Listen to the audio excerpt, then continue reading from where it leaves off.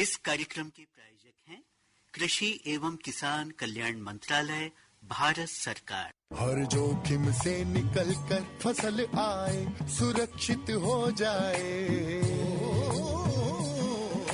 फसल बीमा से हर किसान अब आत्मनिर्भर हो जाए। संकट के समय प्रधानमंत्री फसल बीमा योजना किसानों के लिए वरदान है। अब सूखा पड़े या बाढ़ आ जाए, कोई डर नहीं। अब ओले पड़े या कीट पतंगे फसल खा जाए, कोई फिक्र नहीं, क्योंकि हमने लिया है प्रधानमंत्री फसल बीमा। बुआई से फसल कटाई तक हर जोखिम का दावा, न्यूनतम प्रीमियम पर अधिकतम भुगतान का वादा। योजना से हर साल जुड़ रहे हैं 5 करोड़ से ज्यादा किसान। अब आपकी है बारी। नजदीकी कृषि कार्यालय, सहकारी समिति, बैंक शाखा, अधिकृत बीमा कंपनी या जन सेवा केंद्र में स्वेच्छा से करा सकते हैं पंजीकरण। फसल बीमा पोर्टल या फसल बीमा ऐप द्वारा भी कराया जा सकता है पंजीकरण। प्रधानमंत्री फसल बीमा योजना, आपकी फसलों का संपूर्ण सुरक्षा कवच। कृषि एवं किसान कल्याण मंत्रालय, भारत सरकार। श्रोताओं, अंतराल से पहले हमने सुना चिरंजी लाल यादव और साथियों के स्वर में मधुर लोकगीत। कार्यक्रम में अब समय है आज की सामयिक चर्चा का, और आज की हमारी सामयिक चर्चा का विषय है नाडेप खाद हेतु टैंक बनाकर तैयार रखें। तो हम सभी जानते हैं कि कृषि लागत को कम करना हम सभी के लिए बहुत ज़रूरी है, और अगर हम वैज्ञानिक खेती की बात करें तो वैज्ञानिक सबसे पहले यही कहते हैं कि हमें किस प्रकार से अपनी कृषि लागत को कम करना है। जैसे जैसे हम अपनी कृषि लागत को कम करते चले जाएंगे, निश्चित रूप से हमारे मुनाफे का प्रतिशत बढ़ता चला जाएगा। तो खाद बनने में जो समय है वो हम सभी जानते हैं कि 90 से 100 दिन का समय लगता है। तो इसके लिए हम नाडेप खाद अगर बनाना चाहते हैं तो इसका टैंक अभी से तैयार करके रख लें, और अगर तैयारी अभी से करेंगे तो निश्चित रूप से हमें काफ़ी अच्छा फ़ायदा होगा। देखिए, फ़ायदे की अगर हम बात कर रहे हैं तो अभी हाल फिलहाल में बारिश का मौसम चल रहा है, और बारिश के मौसम में अगर हम खाद बनाते हैं तो सबसे पहली चीज़ ये आती है कि हमें नमी की व्यवस्था नहीं करनी पड़ती है। दूसरी, अगर किसी ऋतु में या किसी सीजन में हम खाद बनाते हैं, जैसे ग्रीष्म ऋतु की बात करें या ठंड में हम खाद बना रहे हैं, तो हमें अपने खाद के ऊपर पानी की सिंचाई करनी पड़ती है। लेकिन अगर हम बारिश में खाद बनाते हैं तो हमें नमी का प्रतिशत मेंटेन करने की ज़रूरत नहीं पड़ती है।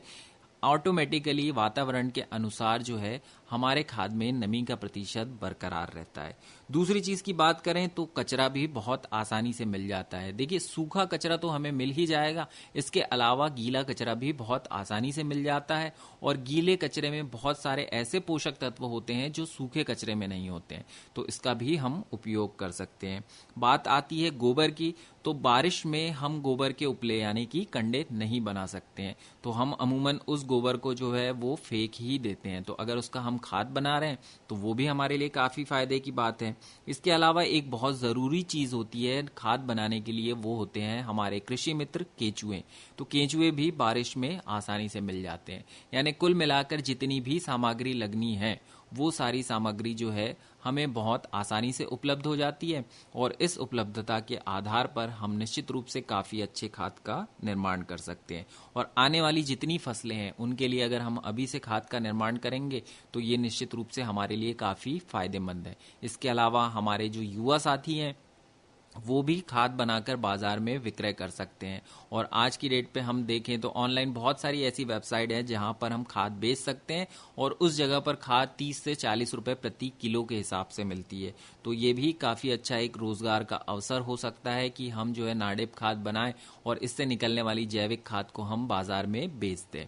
इसके अलावा हमारे बहुत सारे कृषक भाई ऐसे हैं जो सब्जी वर्गीय फसलों का उत्पादन करते हैं, और ऐसे किसान भाइयों के लिए भी ये खाद काफ़ी फायदेमंद है, क्योंकि आज के समय में जैविक विधि से तैयार जितनी भी सब्जियां हैं उनके बाजार दाम अगर हम देखते हैं तो वो काफ़ी अच्छे हैं। अगर कोई सब्जी जो है वो रासायनिक विधि से उपजाई हुई है तो उसके बाजार दाम अगर 40 रुपए किलो है, तो उसकी अलावा या उसकी बजाय हम देखें कि जो सब्जियां हमने जैविक विधि से उपजाई है उसके बाजार दाम 60 से 70 रुपए किलो है, यानी कुल मिलाकर हमें 1.5 गुना फायदा हो जाता है। तो हम अगर कोशिश करें तो एक छोटे से रकबे में हम जो है जैविक खाद या जैविक जितनी भी दवाइयां हैं या जितने भी उर्वरक हैं उनका उपयोग करके हम जो है एक अच्छी फसल की पैदावार ले सकते हैं और धीरे धीरे अपने रकबे को बढ़ा सकते हैं। हमने आपको बता ही दिया है कि अगर हम जैविक विधि से उपजाते हैं तो निश्चित रूप से इससे पैदावार काफ़ी अच्छी होती है। तो ये सारी चीज़ें जो है वो हमारे कृषक भाइयों के लिए काफ़ी फ़ायदेमंद है और इससे हम अपनी कृषि लागत को कम भी कर सकते हैं। देखिए, होता ये है कि हम अपनी खेती में जो खाद पर रुपए खर्च कर रहे हैं उसको हम किस प्रकार से बचाएं। अगर हम जैविक विधि से फसल उपजाते हैं तो हम खाद पर लगने वाला खर्च को हम बचा सकते हैं। दूसरी चीज़ ये आती है कि अगर हम रासायनिक विधि से खेती कर रहे हैं तो इस पर कीटों का प्रकोप भी अधिक होता है, लेकिन हम जैविक विधि से खेती कर रहे हैं तो इस पे कीटों का प्रकोप भी कम हो जाता है। तो कुल मिलाकर जैविक विधियां हमारी मिट्टी के स्वास्थ्य के लिए, हमारे स्वास्थ्य के लिए, हमारे वातावरण के लिए काफ़ी फायदेमंद है। तो हमें कोशिश करनी चाहिए कि हम जैविक विधि से अपनी खेती को आगे बढ़ाएं, जिसके लिए हम अभी हाल फिलहाल में नाडेप खाद बनाने के लिए टैंक तैयार कर सकते हैं और आगे आने वाले समय में हम नाडेप खाद भी बना सकते हैं। तो श्रोताओं, ये हुई एक छोटी सी बात जिसमें हमने आपको बताया कि हम किस प्रकार से जैविक खाद का उपयोग कर सकते हैं और नाडेप खाद बनाने के लिए अभी टैंक की तैयारी कर सकते हैं। निश्चित रूप से हमारी जो बात है हमारे श्रोताओं तक, हमारे किसान भाइयों तक पहुंच गई होगी और आगे आने वाले समय के लिए वो अभी हाल फिलहाल में नाडेप खाद के टैंक को तैयार कर लेंगे। श्रोताओं, कार्यक्रम में अब समय है मनोरंजन का, तो आइए आपको सुनवाते हैं ये लोकगीत।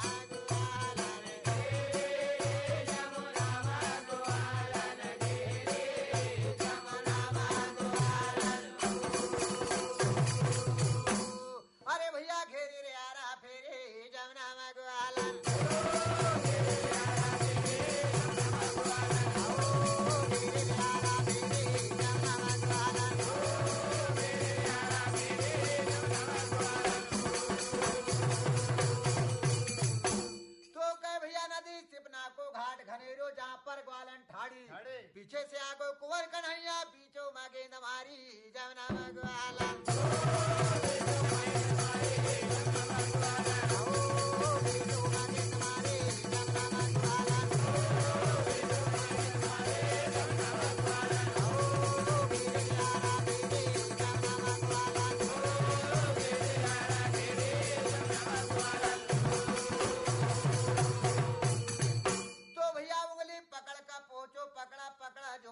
पहाड़ी जुबन पकड़ का किसन मुड़े रवा ग्वालन मारा घरे जमुना में ग्वालन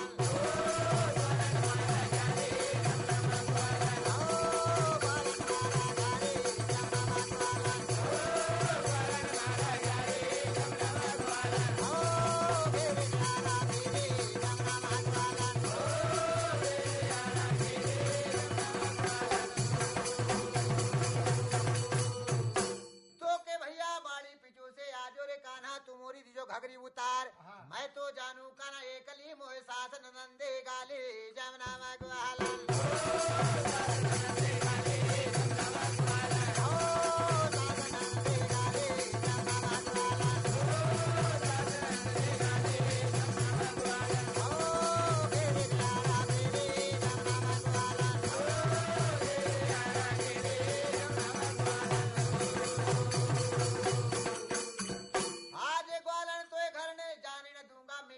करूं तुम्हारी खाने का तो कमाल पुआ दूं सोने का देहो अटारे बन गए चावल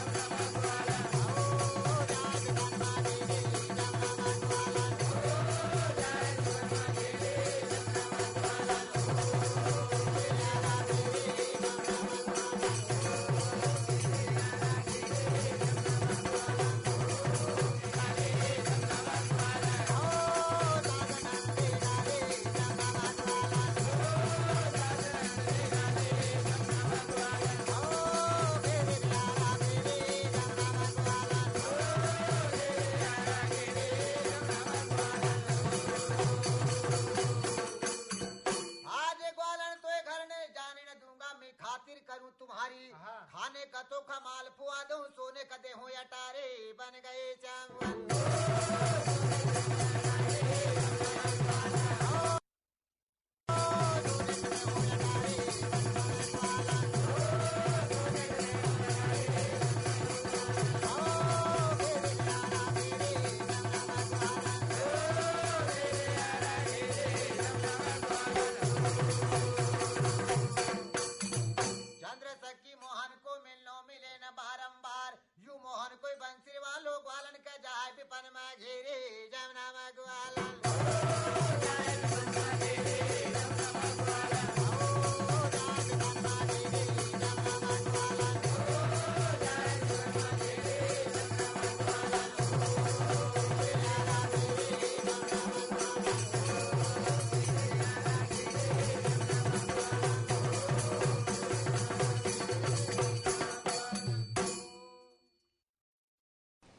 श्रोताओं, अभी हमने सुना ये मधुर लोक भजन चिरंजी लाल यादव और साथियों के स्वर में। कार्यक्रम में अब समय है आज की भेंटवार्ता का, तो आइए आपको सुनवाते हैं प्रधानमंत्री सूक्ष्म उद्योग योजना पर ग्राम गोधना के कृषक बलदेव गुजरे से हमारे सहयोगी प्रकाश मानेकर जी ने बात की है। तो आइए सुने ये बातचीत।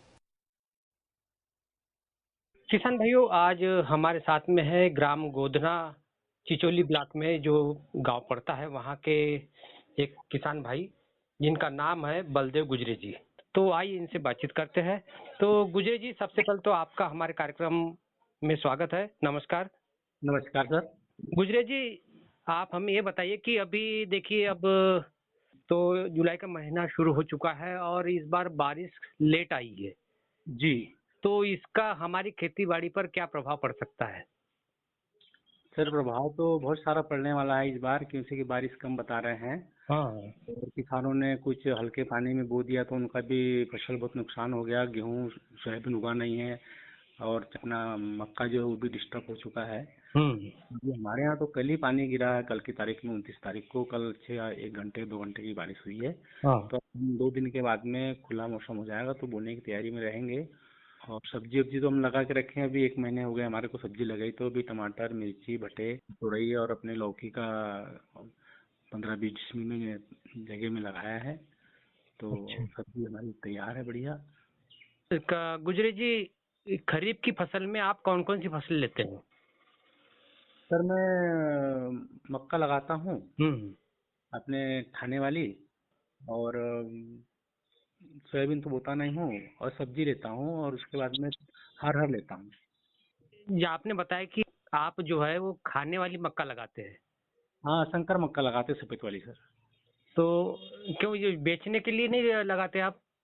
नहीं सर, बेचते भी हैं। वो हमारे प्रधानमंत्री सूक्ष्म उद्योग खाद्यान्न की योजना तहत मेरे को चक्की मिली है, राइस मिल मिली है, तो मैं उस आटे को पैकिंग करके और जो अधिकारी वर्ग में जो मंगवाते हैं तो 5 प्रकार का आटा, मक्का, गेहूं, चना, अरबूजा और बाजरा मिलाकर पिसा के लोगों को देता हूँ मैं। अच्छा, सूक्ष्म उद्योग चलाते हैं आप? जी। तो इसकी ओर आपका ध्यान कैसे गया? सर 2023-24 में मुझे उद्यानिक विभाग के अपने वर्मा सर थे बैतूल बाजार के जी, मैं संजय निकुंज चिचोली में ड्यूटी करते थे, तो वो आए तो उन्होंने बताया कि गुजरी जी बोले अभी एक शासन की तरफ से एक पहल चल रही, बोले कि छोटा छोटा उद्योग लगा के उनकी आय को आगे बढ़ाना। तो मेरे को उन्हें समझाइश दी, तो मैं बोला सर कर पाऊंगा मैं, तो कर देंगे गुजरी जी बोले आप कर दो। तो 4,54,000 रुपए का मुझे लोन पास किया उनने। अच्छा अच्छा जी, तो उसमें सब्सिडी मेरे को आधी सब्सिडी डल गई है, और बैंक में हर महीना 8,900 रुपए का जाता है किस्त, और डिफाल्टर भी नहीं हुआ मैं उसमें, और मेरा धंधा बढ़िया चल रहा है। 2-3 वर्ष हो गए मेरे को। अच्छा अच्छा। तो लोन वगैरह लेने में आपको किसी प्रकार कोई दिक्कत नहीं आई? सर बैंक में मेरा करियर ठीक था, तो बैंक वाले ने बोला कि ठीक है आप ले सकते हैं बोले, और आप कर सकते हो, तो उन्होंने मुझे दे दिया। और उसके बाद में बैतूल में भी कार्यक्रम पिछले वर्ष बीच में हुआ था, अभी मार्च के समय में एक मेला लगा था बैतूल में, तो पर मेरा मोटा अनाज जो है कोदो, कुटकी, बाजरा का सैंपल में लेके गया था। तो कलेक्टर साहब, एसपी साहब, सभी लोग अधिकारी लोग आए थे, तो उन्होंने मुझे देखा और मेरा समझा, तो बहुत अच्छा लगा उनको, तो मुझे वहाँ उन्होंने प्रमाण पत्र भी दिया।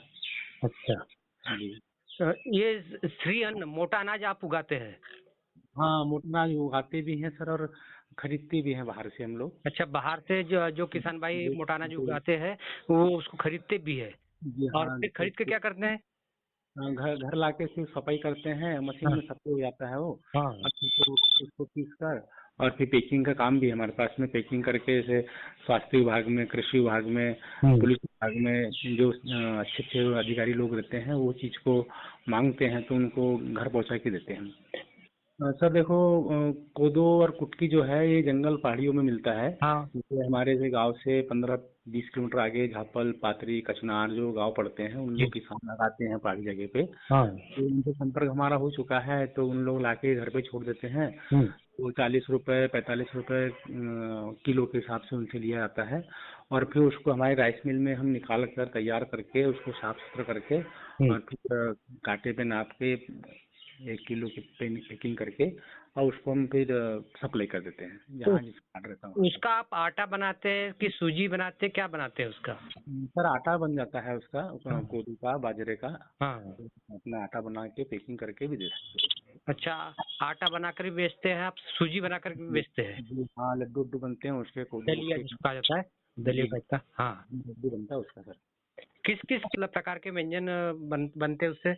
सर उससे मीठा लड्डू है, पेड़े हैं, बर्फी है, ये सब चीज का बनता सर। बहुत अच्छा टेस्ट रहता है उसका, और बहुत खाने में अच्छा लगता है वो। बैतूल में शायद गंजपुर की एक होटल है, तो होटल में वहाँ बनाते हैं कारीगर लोग, और वहाँ पे बैतूल में उनका चलता है।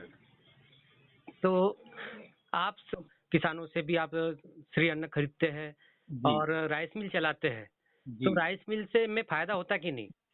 सर होता है ना सर। इस बार मेरे को 2 महीने के अंदर में 40-45 हजार रुपए का मेरे को फायदा हुआ मशीन से, जिनसे कि वो कोंडा निकलता ना चावल का। जी छिलका, और वो छिलका आता है इंदौर, ताकि उसमें गायों के लिए सुदाना बनता है, सरकी बनती है, और उसके बाद में और बर्तन बनते हैं उसके, चाय वाय पीने कैसे बताते हैं। तो हमारे को एक खंडवा वाला व्यापारी आता है यहाँ पे, गाड़ी लगाता है वो, तो हमको जगह से हमारा माल लेके चले आता है, तो 600 रुपए 700 रुपए कुंटल बिकता है वो। मतलब ये देखिए कि धान लगाते होंगे या किसानों से खरीदते भी होंगे, तो धान की आप राइस मिल में उसको करते होंगे, साफ सुथरा करते होंगे, और चावल भी बनाते होंगे, और उसके बाद में फिर जो धान का जो कोंडा जिसको कहा जाता है उसको भी आप बेचते हैं। हाँ सर, वो जाता है इंदौर, जाता है सर, इंदौर खंडवा जाता है। तो ये एक प्रकार से ये समझिए कि आम के आम गुठलियों के दाम हो गया। हाँ सर, करना पड़ता है। बिजली बिल भी आता है, वैसे कोई दिक्कत नहीं उसमें। बिजली बिल भी वहाँ का, जैसे मशीन चलती है 10 पावर की मोटर है, तो 100, 3,000, 3,500, 5,000 रुपये तक के बिजली बिल भी पड़ता है उसमें। एक लड़का रखा है, उसको भी देना पड़ता है मजदूरी, हम लोग भी करते हैं। मतलब कुल मिला के हम ये कह सकते हैं कि अगर किसान भाई चाहे तो ऐसे सूक्ष्म उद्योग लगा करके मुनाफा, नगद आमदनी कमा सकते हैं। तो बहुत अच्छा काम जो प्रधानमंत्री ने जो ये पहल चलाई ना, तो मेरे को बहुत अच्छा लगा। मैं पहले तो डरता था, परिवार में बोले कि अपन नहीं ले पाएंगे, इतना कहाँ से करेंगे। हमारे यहाँ मैडम भी स्वास्थ्य विभाग में है, आशा समिति, और मैं भी थाने में नगर समिति में सेवा प्रदान करता हूँ। तो उनका समय नहीं मिल पाएगा, नहीं कर पाएंगे, मगर वर्मा जी ने हमको बहुत समझाइश की, बताया, तो गुजरी जी आप कर लोगे कर लो। तो हमने किया सर, तो मेरे को बहुत अच्छा लग रहा है, और बहुत अच्छा मेरा बिजनेस चल रहा है, कोई दिक्कत नहीं। और 24 घंटे की बिजली मेरे को उपलब्ध हो गई। 24 घंटे की बिजली उपलब्ध आपको कैसे हो जाती है? सर वो इससे लिया ना बिजली विभाग से, हमने लेटर दिया उनको कि उद्योग हमने लगाया है। और मंत्री कलेक्टर साहब ने हमको बहुत समझाइश की, उनके माध्यम से लगा है, तो हमको बिजली चाहिए, तो उन्हें क्या देंगे बोले आपको, तो उन्होंने हमको 24 घंटे की बिजली उपलब्ध करा दी। अच्छा अच्छा। उसमें पैसा लगा हमको, उसमें 25,000, 30,000 रुपये हमको जमा करना पड़ा सबसे पहले। देते हैं बिजली विभाग वाले, परंतु ठीक हो गया, कोई दिक्कत नहीं। लाइन जाती नहीं है, कुछ प्रॉब्लम होती है लाइन में तो फोन लगाओ तो तुरंत लाइनमैन आता है, ठीक कर देता है। बढ़िया चल रहा था। चलिए, बहुत अच्छी बात है, बहुत अच्छी जानकारी भी आपने दी है गुजरी जी, कि सूक्ष्म उद्योग लगाकर भी किसान भाई नगद आमदनी कमा सकते हैं, अपने जीवन स्तर को ऊंचा उठा सकते हैं। खेती बाड़ी की ओर अब थोड़ा सा मुड़ते हैं और बात करते हैं खेती बाड़ी की। तो इन दिनों आप खेती बाड़ी में कौन कौन से कार्य चल रहे हैं? सर अभी जमीन मेरी तैयार कंप्लीट है, और सब्जी तो मैंने पहले लगा, 2 महीने पहले। मैं सब्जी कम से कम आज मेरे को 15 से 20 वर्ष हो गया, सब्जी मेरे यहाँ खत्म होती नहीं है। मार्केट सब्जी लेता नहीं मैं, और घर पे लगाते हैं। 5 एकड़ की जमीन हमारे तीनों भाई के परिवार में है, तो सब्जी लगाता हूँ, तो हम तीनों भाई को हम दे देते हैं, और जीवामृत लगा के खेती करते हैं। और जैसे करेंजी का अपना लीम और धतूरा, बेसरा का पत्ता को पीस पुसा के मैना करके उसको उबाल कर हम उसका कीटनाशक बनाते हैं, तम्बाकू, लहसुन, और उसका छिड़काव करते हैं सब्जी में। और टॉनिक की जरूरत पड़ती है तो ये गोमूत्र है, गोबर है, बेसन है, गुड़ है ना, और अपना बरगद के नीचे की मिट्टी है, इसको हम डालकर बिना के और फिर छान कर उसका स्प्रे करते हैं सब्जी में, तो सब्जी बहुत टेस्टी रहती है। और उसी से मेरा काम चल रहा है। और कृषि विभाग के अधिकारी समय समय पे आके मेरे को जानकारी देते हैं, देखते हैं। यहाँ पर काजू के पेड़ लगे हैं, आम के पेड़ लगे हैं, आंवले के पेड़ लगे हैं खेत में 5 एकड़ में। अच्छा गुजरी जी, अधिकतर किसान भाई अपने जिले के रासायनिक खेती करते हैं, तो आपका ध्यान जैविक खेती की ओर कैसे गया? सर हम क्या है, पापा पहले ड्यूटी में थे, और तो क्या है, किसान हम छोटे थे तो बैल जोड़ी घर पे नहीं थी, तो बटाई दे देते थे किसानों को। तो किसान लोग हमारे खेत में मात्र क्या है, कुछ जगह हल्की जगह है, तो उसमें कोदो कुटकी ही बोते थे। तो कोदो कुटकी बोते थे, तो उसमें बोते बोते चलते चलते आए, और फिर हम लोग पढ़ाई में लग गए। इधर उधर ड्यूटी पानी में बड़े भैया टीचर है, मंडी भैया भी कृषि काम करते हैं, मैं भी इधर उधर पार्ट टाइम काम करता हूँ, कृषि का भी करता हूँ इधर उधर अपने 2 पैसे का। और मैं जलगांव गया था, ऐसा कृषक मित्र भी था पहले में, तो जलगांव गया था। जलगांव में मुझे देखा कि वहाँ पे अच्छी जैविक खेती और अच्छा उत्पादन होता है, पहाड़ी जगह है, और काजू आम बगीचा मेरे को बहुत अच्छा लगा। तो मैंने क्यों नहीं, अपनी जगह भी पहाड़ी जगह है, तो अपन यहाँ पे ऐसा उत्पादन करेंगे। तो मैंने फिर उधर से आके देखा सर, तो मेरे को ऐसी लगन लगी, तो मैंने वैज्ञानिक विभाग के अधिकारी से बोलकर उनने मुझे आम के पौधे, काजू के पौधे, आंवले के पौधे आज से 15 साल पहले दिए। तो मैंने मेर के ऊपर बाजू में खेतों में ऐसे दूर पे बिगर नाप के लगा दिए, तो बड़े तैयार हो गए। तो उसी से मेरे को अच्छा लगा। तो अधिकारी लोग मुझे बोले कि भैया तुम्हारा काम अच्छा है, इसके नीचे तुम अदरक लगाओ, इसके नीचे तुम अपना लहसुन लगाओ, इसके नीचे तुम टमाटर मिर्ची लगाओ, इसमें आपका अच्छा उत्पादन होगा, छाव है करके। मैं ऐसे लगाते लगाते गन्ना लगाया मैंने। तो गन्ने में उस समय में शक्कर मिल नहीं थी हमारे यहाँ, शुगर मिल बैठी चोरी में, तब तो हम घाने से काम करते थे, पर वो समय पे लेबर नहीं मिलना, ये नहीं मिलना, तो गन्ना हमने बंद कर दिया। तो फिर सब्जी पे आ गया, फिर डीपी यूरिया जो है सर इसमें कोई तत्व ज़्यादा नहीं है, इसलिए महंगा पड़ता है और वो ले जाना करना पड़ता। तो हमारे पास में शुरू से गाय भी है, भैंस भी है, बैल भी है, तो हम उत्पादन करके यार खेत में ही रहते हैं।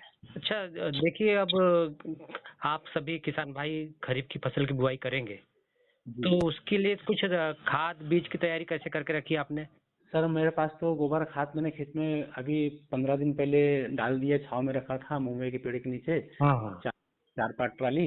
अब ये पानी गिर गया, बीच में हल्का था, तो उसमें मैंने फैला दिया है और फैला के अब जगह तैयार कर लिया है। अब हमको मक्का अगर लगाना है और धान लगाना है, तो धान को हम जीवामृत का जो रहता है पेस्ट, उसमें डुबा के हम धान को लगा देंगे। और उसके बाद मक्का जो है, तो मक्का को भी जीवामृत जो हम बनाते हैं उसको फैला के और आधे 1 घंटे उसको हम फैला के रख देंगे, थोड़ा सा सूख जाएगा, उसके बाद में हम उसको डाल देंगे। अच्छा गुजरी जी, एक बात बताइए, जो किसान भाई रासायनिक खेती करते हैं जी, उसकी अपेक्षा आपको जैविक खेती किस प्रकार से फायदेमंद लग रही है? सर बहुत फायदेमंद है, इसमें 0% का खर्चा नहीं है, इसमें एकदम निःशुल्क का काम है। और जानवर घर पे होना जरूरी है तभी जैविक खेती हो सकती है सर। किसान के पास में 2 गाय 2 बैल भैंस होना तभी जैविक खेती हो पाएगी, अगर नहीं तो नहीं हो पाएगी। फिर डीएपी यूरिया भी देखो टोकन पे मिल रही है, महंगी आगे चल के मिलना मुश्किल हो जाएगा। तो प्राकृतिक खेती जो अभी अपने बैतूल में मुर्मू जी भी आई थी, है ना, राष्ट्रपति जी, उन्होंने भी उसके ऊपर चर्चा की थी कि प्राकृतिक खेती किसान लोग करें और आगे फायदा लें, क्योंकि कि पानी जमीन अपनी सब कठोर हो चुकी है, लोग बाग डीएपी यूरिया डाल के जमीन को पूरी कठोर कर चुके हैं। तो ऐसा लग रहा है कि अपन कुछ जमीन खात में धोखा कर रहे हैं। बहुत अच्छी बात है, और हम चाहते कि अपने जो भी किसान भाई हमें सुन रहे हैं वो भी जैविक खेती की ओर ज्यादा ध्यान दे। रासायनिक खेती देखिए, एक तो पर्यावरण को भी नुकसान पहुंचाती है जी, अपने खेत की मिट्टी की उर्वरा शक्ति भी कम होती कर पाएगा।